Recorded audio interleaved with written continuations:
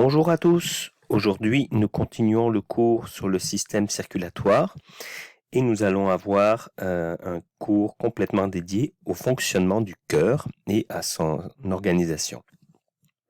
Dans les deux cours précédents, on a vu ce qu'on pouvait retrouver dans le sang et on a vu notamment qu'il y avait des nutriments, des globules rouges, des globules blancs, etc. Et en fait, eh bien, ce sang, il faut le faire circuler à travers tout le corps. Alors on a un organe qui est spécialisé pour pousser le sang dans les artères et les veines, eh bien c'est le cœur qui s'en occupe. L'animation que vous avez à l'écran en ce moment vous permet de bien voir comment fonctionne le cœur. En réalité, le cœur, comme vous pouvez le voir, est divisé en deux sections qui ne communiquent pas. Il y a la section gauche et la section droite. Alors, petite particularité, on parle du cœur d'une personne qu'on est en train d'observer. Donc c'est le cœur de quelqu'un qui sera en face de moi.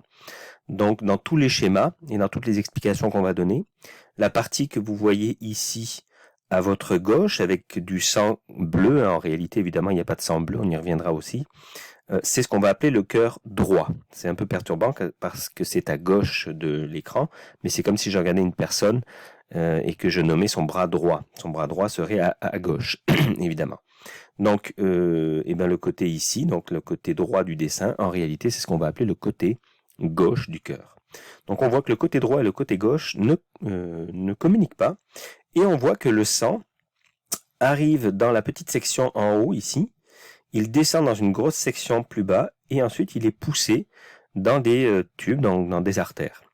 Alors on va avoir le nom de toutes ces sections, donc regardez bien cette animation car elle résume l'essentiel de ce qu'il y a à comprendre sur le cours, sur ce cours. Alors, on vient de le dire, donc le cœur, il est divisé en deux sections qui ne communiquent pas. Alors, vous voyez, le côté droit, c'est écrit à gauche et le côté gauche est écrit à droite. C'est normal, ça n'est pas une erreur. Et en fait, les deux sections qu'on a vues tout à l'heure, donc la petite section en haut et la plus grosse section en haut, elles ont un nom. Alors, la section du haut, dans laquelle le sang arrive, on appelle ça une oreillette. Donc ici, vous avez l'oreillette droite et ici, vous avez l'oreillette gauche. Donc, ce sont les deux sections qui reçoivent le sang. Le sang est ensuite poussé dans une plus grosse section qui s'appelle un ventricule. Donc on a le ventricule droit ici et le ventricule gauche ici. Alors je vais tout de suite clarifier cette histoire de sang bleu et rouge. On y reviendra un peu plus tard, mais encore une fois, il n'y a pas de sang bleu à l'intérieur de notre corps, évidemment. Donc c'est une habitude qu'on a en biologie de représenter le sang plein de dioxyde de carbone en bleu. Donc c'est pour le distinguer du sang plein de dioxygène, car oui, en réalité, la partie droite du cœur, donc le côté droit, gère le sang plein de dioxyde de carbone, et la partie gauche du cœur, elle, gère le sang plein de dioxygène. Alors on est du côté droit, donc pour le côté droit, c'est ce que je viens de vous dire, on a du sang plein de dioxyde de carbone, donc c'est cette section ici, là vous avez un schéma qui est un petit peu plus proche de la réalité de ce à quoi ressemble un cœur. Donc vous voyez l'oreillette droite ici, qui communique avec le ventricule droit ici, et on voit, il y a des tubes qui envoient, donc ce sont des veines. Par définition, on y reviendra également, une veine est un vaisseau sanguin qui amène le sang vers le cœur. Donc on a deux grosses veines qui amènent du sang plein de dioxyde de carbone vers le cœur. Donc c'est la veine cave supérieure ici, et c'est la veine cave inférieure en dessous ici. Donc ces deux veines amènent du sang plein de dioxyde de carbone. Alors pourquoi il est plein de dioxyde de carbone? Eh bien parce que les différents organes de notre corps ont fonctionné, notamment les mitochondries des cellules, elles ont créé du dioxyde de carbone, et ce dioxyde de carbone, il faut s'en débarrasser. Alors c'est le sang qui le transporte, et le dioxyde de carbone va être apporté dans les poumons. Donc ici on récupère, si vous voulez, tout le sang plein de dioxyde de carbone qu'il y a dans le corps, on l'envoie dans le ventricule droit, dans l'oreillette droite, on pousse, donc le cœur va pousser le sang dans le ventricule droit, et ensuite le ventricule droit va pousser le sang plein de dioxyde de carbone dans ce gros tube ici, donc ça c'est une artère, et on l'appelle le tronc pulmonaire, donc cette section-là. Et ce tronc pulmonaire, cette grosse artère, va se diviser en deux. Une partie qui envoie le sang dans le poumon gauche, et donc on appelle ça l'artère pulmonaire gauche, puisque le sang plein de dioxyde de carbone part vers le poumon gauche. Et l'autre partie qu'on devine ici en dessous, en arrière, c'est l'artère pulmonaire droite, donc qui fait circuler le sang plein de dioxyde de carbone vers le poumon droit. Donc vous voyez ici toutes les sections qui correspondent au côté droit du cœur. Le côté gauche du cœur, eh bien, il gère, lui, le sang plein de dioxygène. Donc, en réalité, il reçoit le sang qui vient des poumons, c'est-à-dire que c'est dans les poumons que s'est fait l'échange. Donc dans les poumons, lors de l'expiration, on s'est débarrassé du dioxyde de carbone, et lors de l'inspiration, on récupère du dioxygène. Alors ce sang plein de dioxygène est renvoyé vers le cœur. Donc vous voyez ici les deux petits tubes qui sont là et les deux petits tubes qui sont là. Donc ce sont des veines. Alors les veines pulmonaires gauches, donc des veines, ce sont des vaisseaux sanguins qui vont vers le cœur. Donc ces veines-là amènent du sang plein de dioxygène, c'est pour ça qu'on le dessine en rouge. Donc encore une fois, toujours le schéma bleu et rouge, bleu plein de dioxyde de carbone, rouge plein de dioxygène. Donc ici vous avez les veines pulmonaires gauches, il y en a deux, qui amènent le sang dans l'oreillette gauche. Et on a les veines pulmonaires droites. Alors il faut deviner un peu ce qu'elles font. Elles sont ici en arrière et elles amènent le sang dans l'oreillette gauche ici. Donc elles passent en arrière. Donc ça fait 4 veines, 2 qui viennent du poumon droit et 2 qui viennent du poumon gauche. Et ces veines-là, donc ces 4 veines, amènent le sang dans l'oreillette gauche qui va pousser le sang dans le ventricule gauche. Le ventricule gauche, lui, va pousser le sang plein de dioxygène dans l'aorte. L'aorte est une énorme artère qui sort du cœur avec du sang plein de dioxygène et qui va distribuer le sang plein de dioxygène dans tous les organes du corps pour qu'ils puissent réaliser la respiration cellulaire.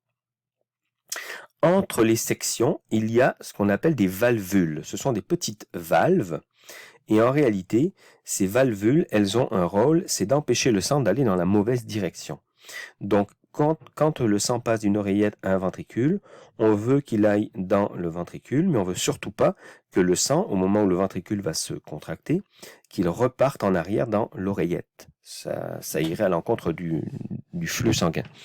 Alors, on a ces sortes de portes, si vous voulez, qui vont bloquer le passage du sang dans la mauvaise direction pour qu'il aille dans la bonne direction. Donc, une valvule, lorsque c'est entre une oreillette et un ventricule, on appelle ça une valvule auriculo-ventriculaire. Ça a d'autres noms, mais nous, on va utiliser celui-là cette année. Auriculo-ventriculaire, ça veut dire entre l'oreillette et le ventricule. Voilà ce que veut dire son nom. Donc, on en a une du côté droit, donc la valvule auriculo-ventriculaire droit. Et on en a une du côté gauche, la valvule auriculo-ventriculaire gauche. Alors, ça, c'est la première valvule qu'on va avoir, et c'est au moment où elle se ferme, cette valvule, qu'il y a le fameux son d'un battement cardiaque qu'on entend, le fameux popom. En fait, le premier pot du popom, c'est la fermeture des valvules auriculo-ventriculaires. Et donc, vous comprenez bien qu'il y a une autre valvule, une fois que le ventricule a poussé le sang dans l'artère, donc ici, il s'agit du tronc pulmonaire, et ici, il s'agit de l'aorte, eh bien, il faut évidemment que le sang aille dans l'artère et qu'il ne revienne pas en arrière. Donc, on a une autre valvule, donc une qui va fermer le tronc pulmonaire, on appelle ça la valvule sigmoïde pulmonaire, et on a une autre valvule du côté gauche, cette fois-ci, qui va fermer l'accès à l'aorte. Donc, une fois que le sang est parti dans l'aorte, la valvule se ferme en arrière, c'est la valvule sigmoïde aortique. Alors, c'est la fermeture de cette valvule, de ces deux valvules sigmoïdes, qui va créer le deuxième petit bruit, le pom, du pom. Donc, en réalité, on a une alternance. D'abord, les valvules auriculo-ventriculaires qui se contractent, puis le ventricule pousse le sang dans les artères, et on a les valvules sigmoïdes qui se contractent. Ce qui fait lors de chaque contraction cardiaque un popom, qui est le résultat de ces fermetures. Bon, alors évidemment, le muscle cardiaque, c'est un mot qu'on a utilisé tout à l'heure. Le cœur est un muscle, et bien comme en tant que muscle, en tant qu'organe, il a lui-même besoin de sang pour fonctionner. Donc il est constitué de cellules, et ces cellules ont besoin de nutriments, et notamment de dioxygène. Alors dès la sortie du sang dans l'aorte, il y a des vaisseaux sanguins qui partent à la surface du cœur, donc des artères, qui vont alimenter les cellules cardiaques, donc les cellules du cœur, pour qu'ils reçoivent le sang plein de dioxygène qu'il a lui-même envoyé lors de sa contraction. Parce que lui, il a besoin évidemment d'énergie pour se contracter. Alors les artères du cœur, on les appelle les artères coronaires. Donc ici, vous avez une artère coronaire gauche, puisqu'elle est du côté gauche, et ici une artère coronaire droite. Donc ce sont ces fameuses artères qui irriguent les cellules cardiaques et qui permettent le bon fonctionnement du cœur. Et ce sont ces fameuses artères qui, si jamais elles se bouchent, si elles fonctionnent mal, eh bien vont empêcher les cellules du cœur de recevoir des nutriments et de l'oxygène, et donc empêcher les cellules cardiaques de fonctionner. et donc empêcher le cœur de se contracter.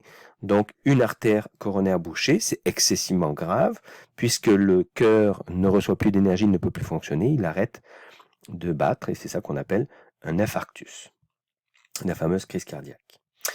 Alors, il existe des appareils pour pallier les éventuels problèmes de pulsation cardiaque, donc des petites piles qui envoient des influx électriques en cas de problème.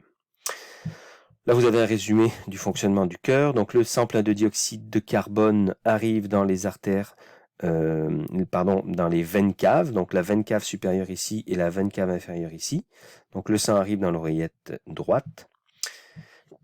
Il passe à travers la valvule auriculo-ventriculaire droite. Il se retrouve dans la dans le ventricule droit. Et ensuite, le ventricule se contracte, ce qui pousse le sang dans le tronc pulmonaire, qui se divise en artères pulmonaires gauche et droite. Et en passant ici, il va passer à travers la valvule sigmoïde pulmonaire. Le sang part dans les poumons, il récupère du dioxygène et il se débarrasse du dioxyde de carbone. On va le représenter en rouge maintenant. Il était représenté en bleu jusqu'à maintenant parce qu'il était plein de dioxyde de carbone. Donc, on s'en va vers les poumons. Dans les poumons, il y a un échange, on récupère du dioxygène et le sang plein de dioxygène est renvoyé par les veines pulmonaires, donc les veines pulmonaires gauche ici et les veines pulmonaires droites qui sont en arrière ici. On renvoie le sang plein de dioxygène dans l'oreillette gauche. Le sang est poussé dans le ventricule gauche, il passe à travers la valvule auriculo-ventriculaire gauche et le ventricule gauche va se contracter. Et en se contractant, il pousse le sang à travers la valvule sigmoïde aortique, c'est-à-dire qu'on passe à travers cette valvule pour aller dans l'aorte. L'aorte étant l'énorme artère qui sort du cœur avec plein de sang oxygéné. On envoie ce sang dans toutes les cellules du corps. Le dioxygène est donné aux cellules. Les cellules le sang récupère le dioxyde de carbone que les cellules vont créer et on renvoie le sang à nouveau vers le cœur et on a fini le cycle. Donc voici toutes les sections qu'on vient de nommer. On va rapidement parler de la pression sanguine. Il y a deux valeurs de pression qui sont dues aux deux moments de vie du cœur. Il y a le moment où il se contracte et le moment où il se relâche. Donc la pression exercée par le sang sur les artères, donc au moment où le sang se fait pousser par le cœur, il y a une pression qui est exercée, ça pousse le sang dans les artères, et donc ça c'est une pression qui est exercée sur les artères, vu que le sang arrive sous pression.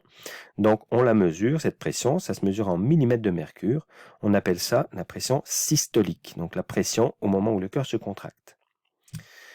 Et elle est normalement aux alentours de 120 millimètres de mercure, c'est l'unité qui est utilisée pour mesurer la pression sanguine, ce sont des millimètres de mercure. On a la pression qui existe dans les artères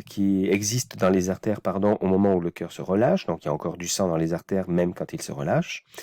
Et donc, cette pression est plus faible. Donc, le sang n'est plus poussé, mais il est simplement présent à l'intérieur des artères. Donc, on appelle ça la pression diastolique, donc la diastole. Et elle est aux alentours normalement de 80 mm de mercure, cette pression diastolique. On termine par, en moyenne, le rythme cardiaque, le nombre de contractions du cœur par minute est aux alentours de 50 à 60, 70 fois, ça dépend de l'âge, ça dépend de plusieurs facteurs, mais c'est entre 50 à 80 fois que le cœur se contracte par minute. Voilà pour ce cours sur le cœur.